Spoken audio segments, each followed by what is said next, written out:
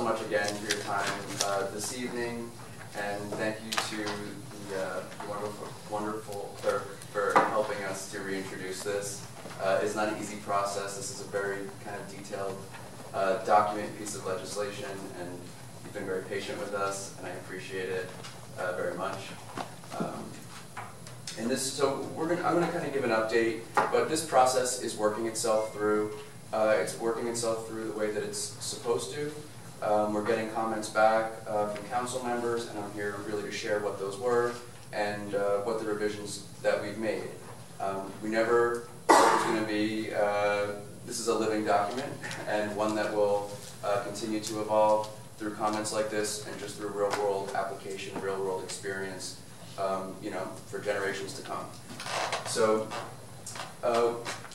we're going to give a little background, talk about what those revisions were, and then there's been some comments and questions raised. We even heard some of them this evening about intensity, development, traffic, parking, things like that I just wanted to address and provide a little bit of a planning basis for how they entered into our thinking in drafting this code and what the provisions in this code were that I believe speak to those things.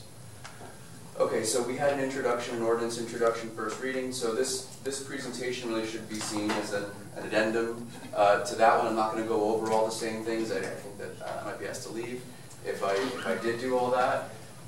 So this is really just to talk about the revisions, go over the comments and feedback that we received, and there really was, I was, you know, impressed with the council members and validated in some way that somebody was actually able to pick it up and read it and understand it enough to give such detailed comments. So that was rewarding in its own way. Talk about those revisions, and then really tonight is to reintroduce that ordinance with these new revisions and comments that have been incorporated.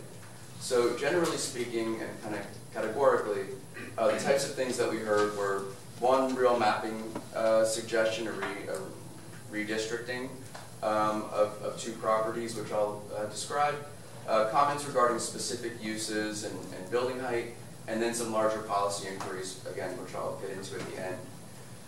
So some of the things you heard about this evening from members of the public during general comment period was around Speedwell Avenue and this multifamily district that we're trying to refine and optimize and tweak for that area. So previously, the uses, those properties did permit three buildings above 3 families in that area. And we talked a little bit about the history. At one point it was 4 families, and then it's back to 2 families. What we're trying to do is thread the needle and balance all these things we've heard. You know, the mayor's recognition that there is a need for reinvestment in this area, that the master plan recognized that people in this town are hungry for different housing options, that there aren't, you know, in-town living opportunities as much as people would want, walkable living opportunities. And we thought, and the master plan believed, that this was the type of area where those things could be incorporated.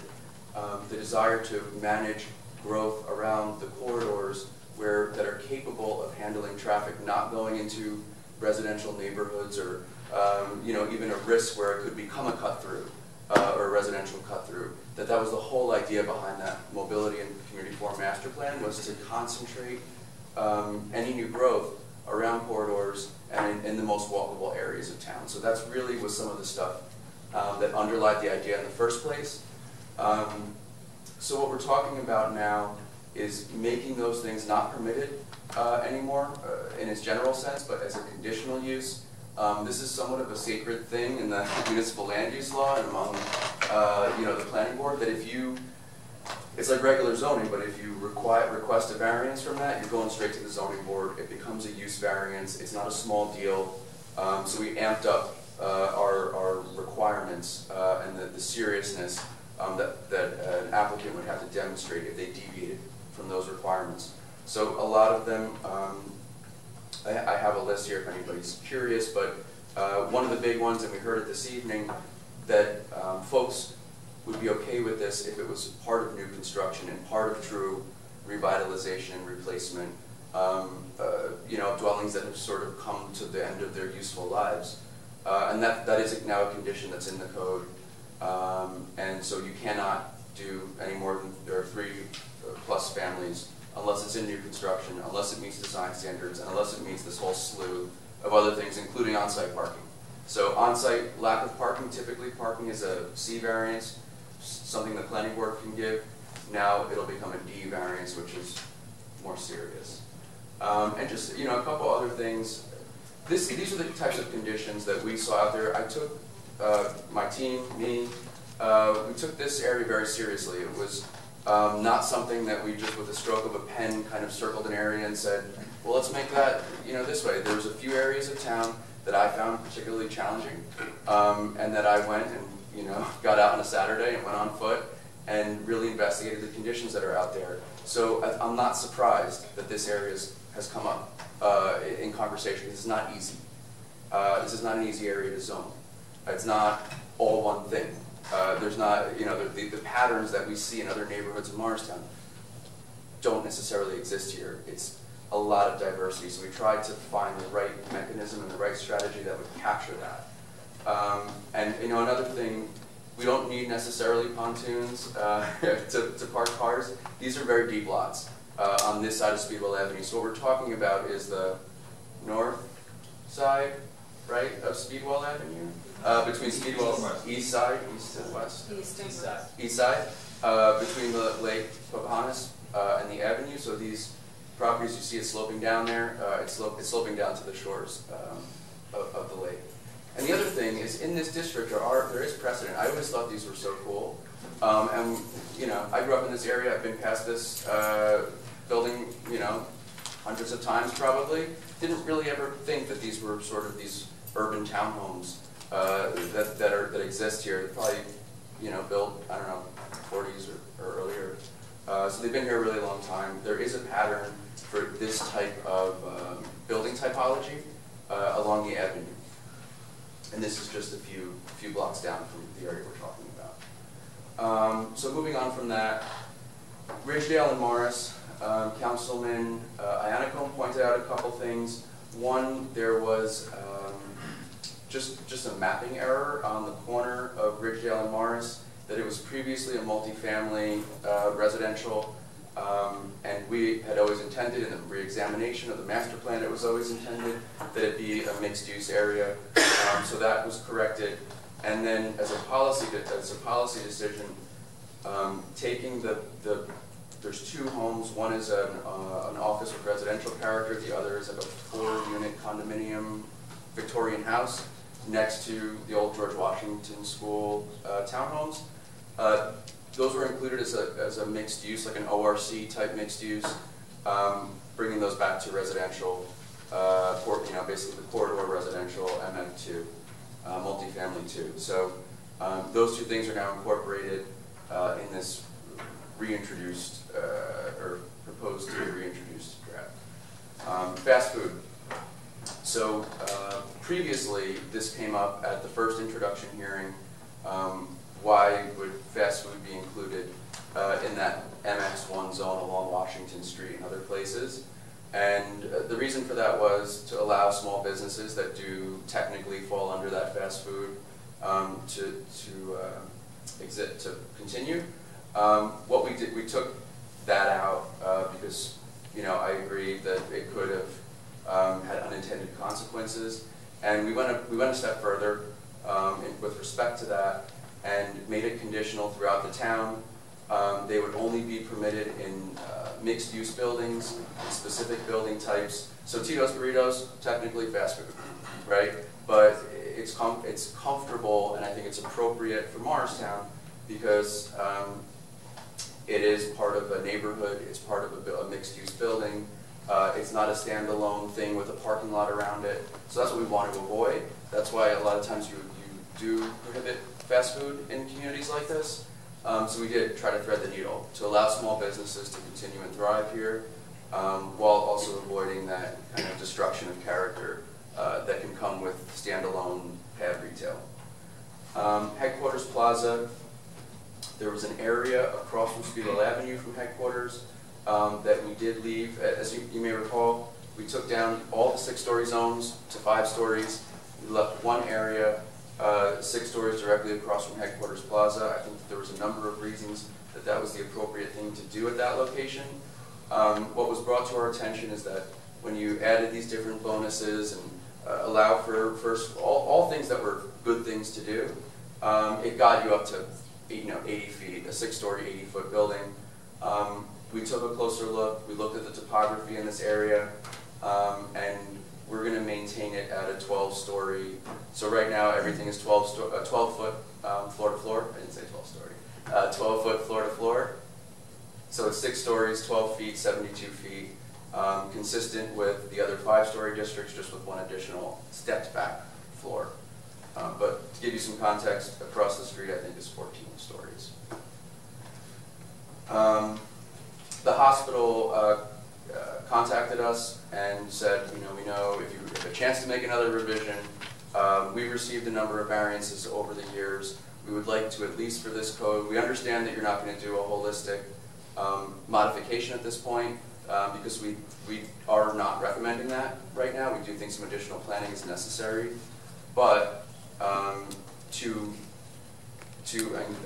recognize the zoning board's work to date in very kind of carefully dealing with FAR and dealing with building coverage variances, to incorporate those things as the now sort of where they're at. So that would mean if they want to change a sign or if they want to do something else, they could come to the planning board because the site in itself is not non-conforming, so then everything they do after that becomes non-conforming.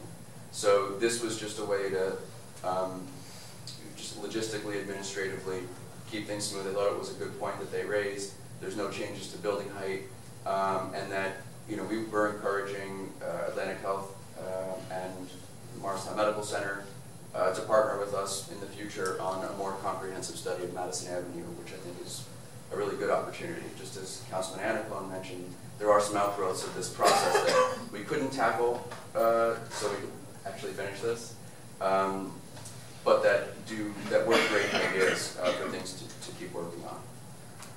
Okay, this is the last part. So some of the questions we received, and I'm paraphrasing here, what is the increase in overall intensity and how does this code manage the impacts associated with that? So residential in the downtown. Going back to the 2003 master plan, there's been this consistent, we should amend the code to put multifamily in the downtown. It should be 50 units an acre. That's what that 2003 said. The 2008 re-exam, actually, what I want to say is it's been left unaddressed for 15 years. So the 2003 said that. The 2008 said, you know what, we'll put that one on hold. We'll do it all through redevelopment. That's how we'll get our residential density.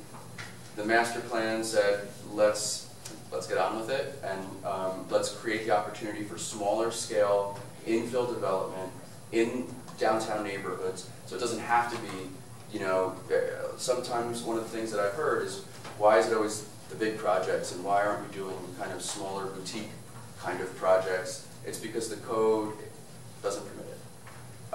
It only permits garden apartments in the downtown, which is kind of absurd. So 2003 recommended, 2008 recommended in some way, 2014 recommended, 2018 re-exam reinforced. So that's the basis of why it's important to do this to have this here. So the question was then, all right, well, what's the right density? What did we do? We went back to tried and true existing standards in the existing code for the M1 apartment district, which is the correct building type, not the garden apartment building type. It's a ridiculous thought to have a garden apartment style building on South Street. I think it would be a disaster for this town to have that. So we incorporated those densities. For 4-story buildings, we used the 4-story units per acre standard. For 5-story buildings, we used the 5-story units per acre standard. In fact, these densities are slightly lower than what the M1 already permits. Everywhere else, residential densities are consistent with basically what's permitted now. The MX1 was based on ORC densities. I'm trying to think of what the other ones were, but they were really based on the closest thing that was appropriate, the closest corollary in the current code. There were some loopholes that we found in Central Business District, in the resident ORC district, in the headquarters Plaza district, that could have led to unintended consequences with regard to density. Those are dealt with now. And that these standards that we did, we tested them, we laid out properties, we went to the biggest sites and the smallest sites, and went to all the properties in these districts, and then found out that if we just use the bulk standards, what size box you're allowed to build on this property, multiplied it by the number of floors, divided it by 1,000 feet per apartment, you'd end up with way more density. So these are real density restrictions. They're not just a regurgitation of what you'd be permitted based on like physics or logic or whatever. That these are actual policy-based density controls.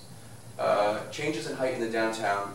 So we know that we've gone from 3 stories to 4, or three with a step to 4 in certain areas.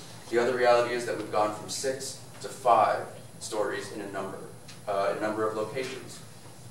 So when we took a look at it, 44% of properties decreased in height, went from 6 to 5. 51% of properties went from 4 to 3. And many of those are smaller. 3 to 4. I'm sorry. Increase. Sorry. And then 5% there was just no change. And these are in that downtown TC district, town core. And now step backs are required on upper floors to minimize the impact of height, which were previously not permitted. It was just a straight 4 or a straight 6. Or a straight 3. Parking management. As Councilman Anacone alluded, shared parking is important. It's important to the future of Morristown that we can't keep building really in some of the ways that we have been, in terms of every property has its own parking demand and its own parking lot, and it's just going to end up with the pattern, a not walkable town, a not walkable development pattern, and a lot more impervious than we might need, and parking lots that sit empty all night, or residential parking lots that sit empty all day. Shared parking is the answer for that, and that is a way to avoid overdevelopment, and the fact that we've now included 3 or 4 new mechanisms that previously weren't allowed, like off-site parking, like licenses, and things like that, which now make somebody saying, I just need a parking variance, like I just don't have enough parking. Like that's what we hear, right, at the zoning board. Now there's like 3 or 4 different ways to accomplish that, and I think it's going to make it much harder to defend not at least pursuing those things and having a story around it. So, and as the mayor alluded to, with regard to street parking, there are certain circumstances, certain neighborhoods where that's the norm. We've bolstered up the standards that are in there, where somebody now has an affirmative obligation to demonstrate why they can't get it on site and why they can't get it through a shared mechanism if they want to avail themselves of street parking. Moving ahead. Okay, addressing traffic, everybody's favorite topic. Townwide mobility study that we did, 36% of all Morristown's traffic is through traffic, and that's throughout the entire town. That is not distributed equally. Some of the areas that Ms. Liskog mentioned, which I'll show you in a map in a second, are the most affected by regional traffic. The town is actively coordinating. Those GPS clocks have been installed. There's other equipment out there that's being addressed by DOT maintenance crews, and the timing is working its way through the DOT, as I described a few months back in a presentation. So we are working to address the actual infrastructure, and that right now there are no minimum traffic standards. We at least created a minimum traffic standard here. We know we can create a better traffic standard for studies using the kind of process that I described in terms of computer simulations. We're working on that. That will be included. But right now we have a very good, as good as any other town has in terms of a stopgap. But we haven't had anything in the past to deal with traffic studies and to be projecting the traffic impacts of development moving ahead. So this was the map I was talking about. You know, Mill Street and Washington Street, these are two areas that experience, you know, that western migration or the eastern migration from communities to our west to 287 in the morning. Corridors like Speedwell, corridors like Sussex, corridors like Washington Street to Morris to the highway. These are all the most affected. And you can see here that 74% of cars on Mill Street in the morning have nothing to do with Morristown. They're just cut-through cars. So my point in showing you this is we can stop development, and it's not going to solve this problem. It's just going to lead to the types of conditions that I showed you in that picture before, where there's not new investment. And I think that has been good for this town. I think the things that are happening here are exciting. People are telling me all the time, I'm sure you're hearing all the time, that the town's doing great, things like that. So I think that this code that you have in front of you will continue that. We'll do it in a responsible way, and we'll thread the needle to sort of accomplish the benefits while avoiding unnecessary impacts. And the comments that I received from Councilman Armington, like maybe 20 or 30, and from Councilman Iannacone, were extremely helpful in refining this approach. And you know, I look forward to continue to work with you all on these sort of outgrowth projects. So that's it. Planning Board consistency review this Thursday at a regularly scheduled hearing, and then we'll be back. The first opportunity for a public hearing will be July 10th. So thank you. Bill, can you want clarification on the historic overall estate? Yeah, so we did change it to an estate district. Was it taken out?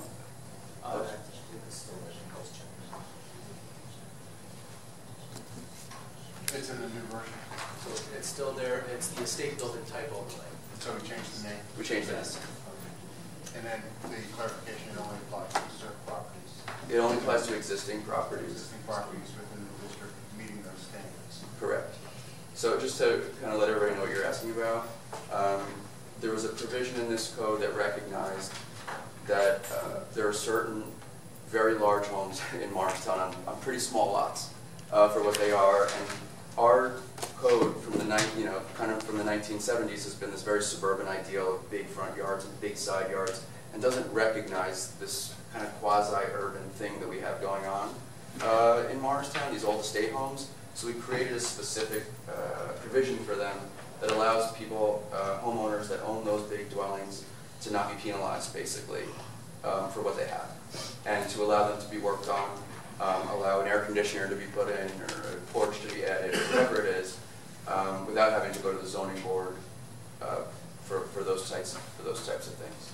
So that's what Councilman Iannacone was asking about, that it be sort of refined and tweaked. And the historic district is what we previously called it, and it was confusing for some people because there is an actual historic district in Morristown that's the National Park Service, and we didn't want this to be confused with that, so we're just calling it the estate home district.